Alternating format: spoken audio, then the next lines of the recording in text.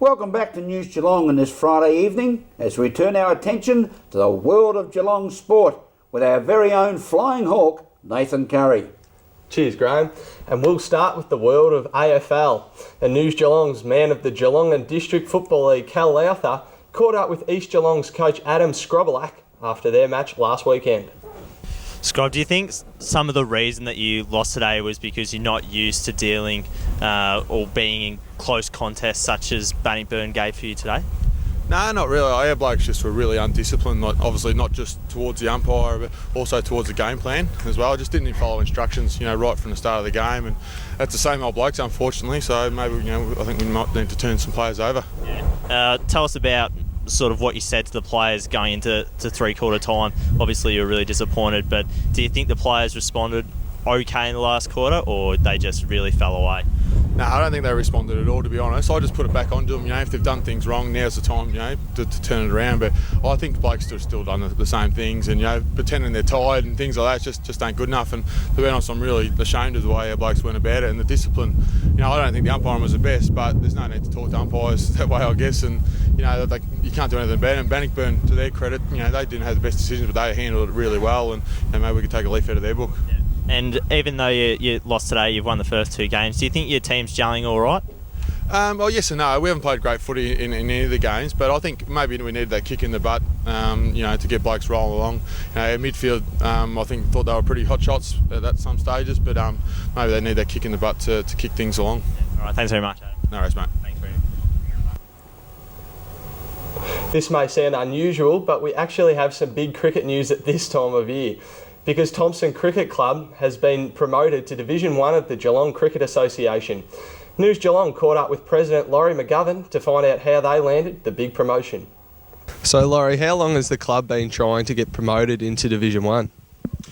We've been in second division for a couple of years now, and we've been trying to get ourselves back up there. So we thought we were close last year and didn't quite make it, but this year we had a very, very successful year. I guess our first probably been sort of dominating the last couple of years, but very, very pleased that we finally got back up there this year. You were once in Division 1? Yeah, we've been in Division 1 for many years over the journey, I suppose. We won a flag back there in, I think, 1985-86. But I guess we feel that that's where we want to be playing cricket. We've got a really good young team, a lot of young guys that are very, very good players, and we think that they deserve the right to be playing up there, and so that's why we've been so focused on getting ourselves back up there over the last few years. Well, you had a lot of on-field success last season, but did you have to get off-field very successful to get back up into Division 1? Yeah, exactly right. You certainly have to have your house in order, which is your administration, your facilities, your ground, your wicket, all those sort of things come into the criteria, and obviously we've been successful enough, but the on-field performance is very heavily weighted in the criteria, so that was good that we were able to achieve jumping back up, so it's great. Yeah. Do you have any plans to ensure that you stay in Division 1? As I said, we've got a very, very young side. A lot of our good players are only in their late teens and early 20s. We're looking at adding to that as well. We've got a couple that are intimating that they're going to come on board with us as well. So we feel that, with some of our young guys coming forward, we know that they can step up to the plate. They're not 30-year-olds that have been up there before. We know there's a lot of improvement in them when they go up there. A couple of them have already played country week, so we know that they're going to be good players. We know that there'll be improvement in some of the others. With adding to the list, we think we're going to be, right in the mix up there somewhere next year. Heading back into the AFL now, and News Geelong caught up with Geelong Cats coach Mark Bomber Thomson to find out how his club is progressing after round 5. Now, first of all, Bomber, is Matthew Scarlett going to play this weekend? No, he's not going to play this week, so he'll probably sit this one out and then be right for the following week. He's got a sore back, yeah.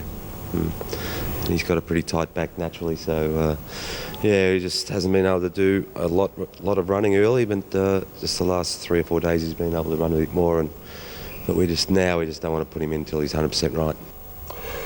Now, what was your assessment of Tom Hawkins' performances on Monday? No, he's all right. No, he played. He didn't play as bad when we watched the film as what we thought at the time. So he did do his role for the team and help their structures, and probably didn't get a lot of goals or any goals, but no, he'll be right. He'll come back, and he wasn't the only one to play poorly. I thought we all played below level and what we expect. So Tommy's no different to everyone else. And what did you think of the midfield on Monday? When you watch the film, it was exactly what we thought during the game. We were too easy to play against, and Carlton won the ball in our forward line and ran it all the way down the ground. Way too easy. That's not a Geelong-like performance, and that's no different after we watch the film. We're all very disappointed the way we played. Has your opinion changed on Gary Ablett's last match? People watch a game differently than what coaches do and what we expect of each other. And Gary was, even though he won his own ball, he's terrific at that, he played in a midfield that were really easy to play against. And he's not happy with that part of his game, and we're not just blaming him for that, we're blaming the whole group, the whole team. We're too easy to play against, and we've got to accept that. You can't hide from it. We're not here to entertain, and we would love to see Gary kick unbelievable goals and marks and have 5 bounces of the ball and all that stuff that looks great. But in the end, that doesn't win you games. What winning games is stopping the opposition from scoring as much as you do. And finally, Bomber, is the club now happy with Matthew Stokes' situation on and off the field? Yep, that's a good result, but the whole incident's been hard for us, and it's been embarrassing for the club and for Matthew, and great to see he got off some of the charges and all the criminal stuff's out the way, but he's still got a bit of a price to pay as far as not being able to play in the seniors, and we would love to have him playing this week, let's be honest. So it has cost us a fair bit. Found it really difficult to live from day to day, to face people. He's highly embarrassed, and the good thing from that is that he's just put his head down, he's worked extremely hard, and you see this steely resolve that he has about him, and he really dominated last week's reserve game or VFL game, and unfortunately for us and for him, we'd love to play him this week in the seniors, but we can't, so we'll probably go out and have 50 possessions this week in the VFL, and we'll be thinking the same next week. Well, he's always going to be back in if he was in good form, and on last week's form, if he carries that through, well, then he'll be right to play. And thanks for that, Bomber, and that wraps up another big night in sport. So until next Wednesday, it's back to you, Graham. Thank you, Nathan. You have a great weekend as you watch your beloved Drysdale Hawks in the replay of last season's Bellarine Football League Grand Final against the current unbeaten ladder leaders Geelong Amateur. And by the way, viewers, tomorrow, the Flying Hawk in Nathan Currie's birthday. So a very happy birthday to you, Nathan. And now to our Geelong weather with News Geelong's very own sparkling Larni Salathiel. Yes, still got the rock on the right finger. How does it look for the weekend, Larni? Thanks, Graham. Good of you to notice that. High pressure system sitting over the Bight will ridge towards northwestern Victoria today. It will then move across the state tonight, and a cold front will approach Western Victoria tomorrow night before crossing the state later on Sunday. Taking a look at the 5-day forecast for tomorrow, we're going to have a lovely sunny day, which we haven't seen for a week or so now, I think, and a top of 22. For Sunday, cloudy, scattered showers developing during the morning, a maximum of 19. For next week, Monday, partly cloudy with a maximum of 20. Tuesday, partly cloudy with some isolated showers later in the day and a top of 21. And Wednesday, partly cloudy with a few showers around and a top of 17.